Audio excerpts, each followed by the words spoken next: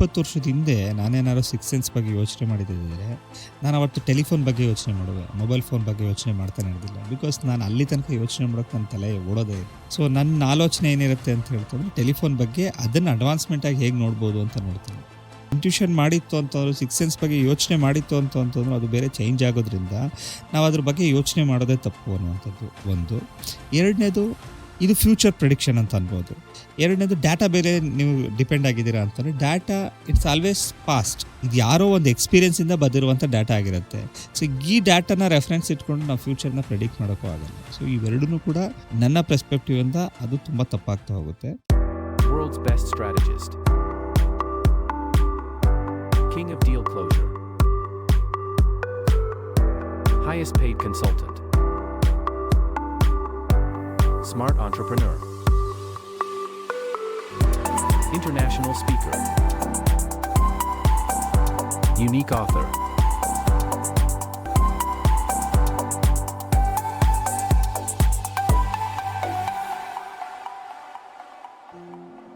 Business ಅಲ್ಲಿ intuition ಅಥವಾ common sense ಭಾಷೆಯಲ್ಲಿ ಸಿಕ್ಸ್ ಸೆನ್ಸ್ ಮುಖ್ಯನೋ ಅಥವಾ ಡಾಟಾ ಬುಕ್ ಮುಖ್ಯನೋ? ನಿಮ್ಮ ಪರ್ಸ್ಪೆಕ್ಟಿವ್ ಏನು?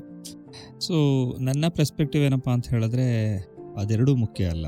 ಓಕೆ, ಅದೆರಡಕ್ಕಿಂತ ಬೇರೆ ಥರದ್ದೊಂದಿದೆ. ಏನಂತ ಹೇಳೋದು ಅಂದರೆ ವ್ಯಾಲ್ಯೂ ಕ್ರಿಯೇಷನ್, ಪ್ರೆಸೆಂಟ್ ಸಿಚುವೇಶನ್ ಅರ್ಥ ಮಾಡ್ಕೊಳ್ಳುವಂಥದ್ದು. ಸೊಸೈಟಿ ಹೇಗಿದೆ, ಸಮಾಜ ಹೇಗಿದೆ, ಮಾರ್ಕೆಟ್ ಪ್ಲೇಸ್ ಹೇಗಿದೆ ಅಂತ ಹೇಳ್ಬಿಟ್ಟು. ಫಾರ್ ಎಕ್ಸಾಂಪಲ್ 20 ವರ್ಷದ ಹಿಂದೆ ನಾನೇನಾದ್ರು ಸಿಕ್ಸ್ ಸೆನ್ಸ್ ಬಗ್ಗೆ ಯೋಚನೆ ಮಾಡಿದ್ದಿದ್ರೆ ನಾನು ಅವತ್ತು ಟೆಲಿಫೋನ್ ಬಗ್ಗೆ ಯೋಚನೆ ಮಾಡುವೆ, ಮೊಬೈಲ್ ಫೋನ್ ಬಗ್ಗೆ ಯೋಚನೆ ಮಾಡ್ತಾನೆ ಇರಲಿಲ್ಲ. ಬಿಕಾಸ್ ನಾನು ಅಲ್ಲಿ ತನಕ ಯೋಚನೆ ಮಾಡೋಕ್ಕೆ ನನ್ನ ತಲೆ ಓಡೋದೇ ಇಲ್ಲ. ಸೊ ನನ್ನ ಆಲೋಚನೆ ಏನಿರುತ್ತೆ ಅಂತ ಹೇಳ್ತಂದ್ರೆ ಟೆಲಿಫೋನ್ ಬಗ್ಗೆ ಅದನ್ನು ಅಡ್ವಾನ್ಸ್ಮೆಂಟಾಗಿ ಹೇಗೆ ನೋಡ್ಬೋದು ಅಂತ ನೋಡ್ತೀನಿ. ಸೊ ಅದು ವರ್ಕೌಟ್ ಆಗಲ್ಲ. ಯಾಕೆಂದರೆ ಮೊಬೈಲ್ ಅಂತ ಒಂದು ಬರುತ್ತೆ ಮಧ್ಯದಲ್ಲಿ, ನಮಗೆ ಗೊತ್ತಾಗಲ್ಲ. ಸೊ ನಾವು ಇಂಟ್ಯೂಷನ್ ಮಾಡಿತ್ತು ಅಂತಂದ್ರೆ ಸಿಕ್ಸ್ ಸೆನ್ಸ್ ಬಗ್ಗೆ ಯೋಚನೆ ಮಾಡಿತ್ತು ಅಂತಂದ್ರೆ ಅದು ಬೇರೆ ಚೇಂಜ್ ಆಗೋದ್ರಿಂದ ನಾವು ಅದ್ರ ಬಗ್ಗೆ ಯೋಚನೆ ಮಾಡೋದೇ ತಪ್ಪು ಅನ್ನುವಂಥದ್ದು ಒಂದು.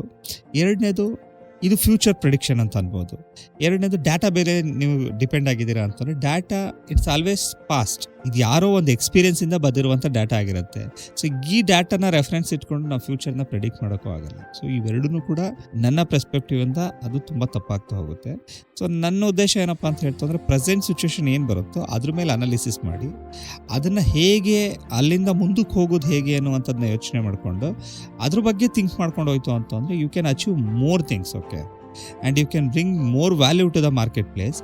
ಮಾರ್ಕೆಟ್ ಪ್ಲೇಸ್ ಹೇಗಿರುತ್ತೆ ಅಂತ ಹೇಳ್ತು ಅಂತಂದರೆ ನೀವು ಅಂದ್ಕೊಂಡ ಹಾಗೆ ಓಕೆ ಇಟ್ಸ್ ನಾಟ್ ಲೈಕ್ ನಾವು ಹಿಂಗೆ ಹೋಗಬೇಕು ಹಾಗೆ ಹೋಗಬೇಕು ಅನ್ನುವಂಥ ಒಂದು ಬ್ಲೂ ಪ್ರಿಂಟ್ ಆಗ್ಬೋದು ಅಥವಾ ಒಂದು ಫಾರ್ಮುಲಾ ಆಗ್ಬೋದು, ಇರಲ್ಲ ಮಾರ್ಕೆಟ್ ಪ್ಲೇಸಲ್ಲಿ. ಮಾರ್ಕೆಟ್ ಪ್ಲೇಸಲ್ಲಿ ಇವತ್ತು ನಾನು ಈ ಸ್ಟುಡಿಯೋದಲ್ಲಿ ಇದ್ದೀನಿ, ಈ ಸ್ಟುಡಿಯೋದವ್ರಿಗೆ ಏನು ಬೇಕು ಅನ್ನುವಂಥದ್ದನ್ನ ಅರ್ಥ ಮಾಡ್ಕೊಳ್ತಾ ಹೋಗಬೇಕು. ಅದಕ್ಕೆ ಸೊಲ್ಯೂಷನ್ ಕೊಡ್ತಾ ಹೋಯ್ತು ಅಂತಂದ್ರೆ ಅವ್ರಿಗೆ ರಿಸಲ್ಟ್ ಬರ್ತಾ ಹೋಗುತ್ತೆ. ಅದು ಬಿಟ್ಬಿಟ್ಟು ಸ್ಟುಡಿಯೋ ಮಾಡಿದ್ದಾರೆ ಟ್ರೆಡಿಷನಲ್ ವೇನಲ್ಲಿ ಈ ಥರ ಮಾಡ್ತಾಯಿದ್ರು ಆ ಥರ ಮಾಡ್ತಾಯಿದ್ರು ನಾನು ಹಾಗೆ ಥಿಂಕ್ ಮಾಡ್ತೀನಿ ಅಂತಂದ್ರೆ ಆಗಲ್ಲ. ಸೊ ನಾನು ಎಲ್ಲ ಬಿಸ್ನೆಸ್ಸಲ್ಲೂ ಅಷ್ಟೇನೆ, ಇವತ್ತು ನನ್ನ ಜೊತೆ ಯಾರು ಕ್ಲೈಂಟ್ಸ್ ಇದ್ದಾರೆ ಅವ್ರಿಗೆಲ್ಲರಿಗೂ ನಾನು ಯೋಚನೆ ಮಾಡೋದೇನಪ್ಪ ಅಂದರೆ out of the box concept. ಅವ್ರು ಏನು ಟ್ರೆಡಿಷ್ನಲ್ ವೇನಲ್ಲಿ ಏನು ಥಿಂಕ್ ಮಾಡ್ತಾರೋ ಅದೆಲ್ಲದನ್ನು ಬಿಟ್ಟು ನಾನು ಬೇರೆ ಥರ ಥಿಂಕ್ ಮಾಡ್ತೀನಿ. ಯಾರಾದರೂ ಒಬ್ಬರು ಒಂದು ಐಡಿಯಾನ ಕೊಡ್ತು ಅಂತಂದರೆ ಹಿಂಗೆ ಮಾಡೋಣ ಹಂಗೆ ಮಾಡೋಣ ಅಂತ ಕೊಡ್ತು ಅಂತಂದರೆ ಅದೇ ಥರದ ಐಡಿಯಾ ಬೇರೆ ಕಡೆನೂ ಸಿಕ್ಕುತ್ತೆ ಅನ್ನೋದಿತ್ತು, ನಾನು ಅದು ಮಾಡೋಕ್ಕೆ ಹೋಗಲ್ಲ. ಸೊ ನನ್ನ ಇಂಟೆನ್ಷನ್ನೇ ಬೇರೆ ಇರುತ್ತೆ. Out of the box think ಮಾಡ್ತೀನಿ, ಥಿಂಕ್ ಮಾಡಿ ಅದಕ್ಕೆ ಸೊಲ್ಯೂಷನ್ ಕೊಡೋದಕ್ಕೆ ಅಂತ ಹೋಗ್ತೀನಿ. ನಿಮ್ಮ ಪ್ರಶ್ನೆಗೆ ನನ್ನ ಉತ್ತರ ಏನಪ್ಪ ಅಂತ ಹೇಳ್ತು ಅಂತಂದರೆ ಎರಡೂ ಅಲ್ಲ. ಪ್ರೆಸೆಂಟ್ ಸಿನಾರಿಯೋ ಹೇಗಿರುತ್ತೆ, ಪ್ರೆಸೆಂಟ್ ಕಂಡೀಷನ್ ಹೇಗಿರುತ್ತೆ, ಪ್ರೆಸೆಂಟ್ ಆ್ಯಕ್ಚುಲಿ ಏನು ಬೇಕಾಗಿರುತ್ತೆ ಇದನ್ನು ಅರ್ಥ ಮಾಡ್ಕೊಂಡು ಕೊಡುವಂಥದ್ದು ರಿಯಲ್ ಬಿಸ್ನೆಸ್ ಅಂತ ನಾನು ಅಂದ್ಕೊಡ್ತೀನಿ, not six sense or not data.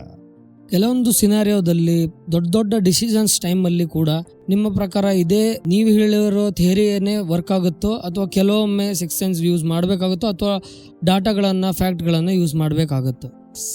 ನಾನು ಕೆಲವು ವಿಚಾರ ಹೇಳೋದೇನಪ್ಪ ಅಂತಂದರೆ ಡಾಟಾನ ನೋಡಬೇಡಿ ಅಥವಾ ಇದು ಮಾಡಬೇಡಿ ಅಂತ ನಾನು ಹೇಳಲ್ಲ. Okay, always the past experience will matters. ನೀವು ಅದನ್ನು ರೆಫರ್ ಮಾಡ್ತಾ ಹೋಗಿ, ಬಟ್ ಅದೇ ಫೈನಲ್ ಪ್ರೆಡಿಕ್ಷನ್ ಅಲ್ಲ. ಓಕೆ, ಆಮೇಲೆ ಸಿಕ್ಸ್ ಸೆನ್ಸ್ ಇಮ್ಯಾಜಿನೇಷನ್ ಮಾಡ್ತಾ ಹೋಗಿ, ಆದರೆ that is not a final ಪ್ರೆಡಿಕ್ಷನ್ನು.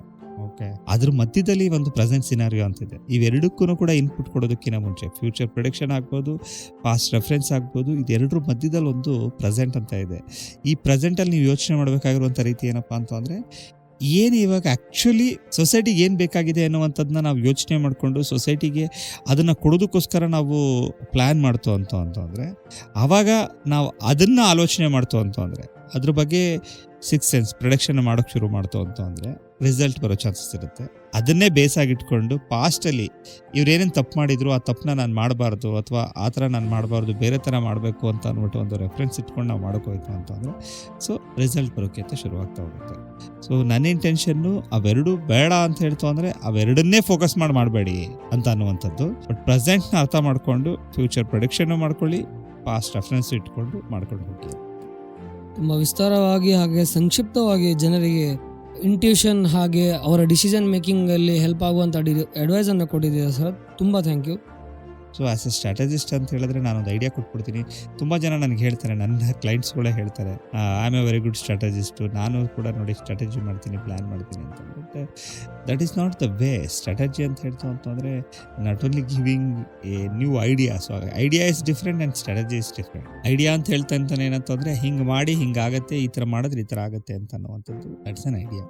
But when it comes to strategy ಅಂತಂದರೆ ಹಿಂಗೆ ಮಾಡಿದ್ರೆ ಹಿಂಗೆ ಆಗ್ಬೋದಾ ಅಂತ ರಿಸಲ್ಟ್ನ ಮೊದಲೇ ಇಮ್ಯಾಜಿನ್ ಮಾಡಿಕೊಂಡು ಅದರ ಬೇಸಿಸ್ ಮೇಲೆ ಹಿಂಗೆ ಮಾಡಿ ಹಾಗೆ ಮಾಡಿ ಅಂತ ಹೇಳುವಂಥದ್ದು ಒಬ್ಬ ಸ್ಟ್ರಾಟಜಿಸ್ಟ್ ಕೆಲಸ ಆಗಿರುತ್ತೆ.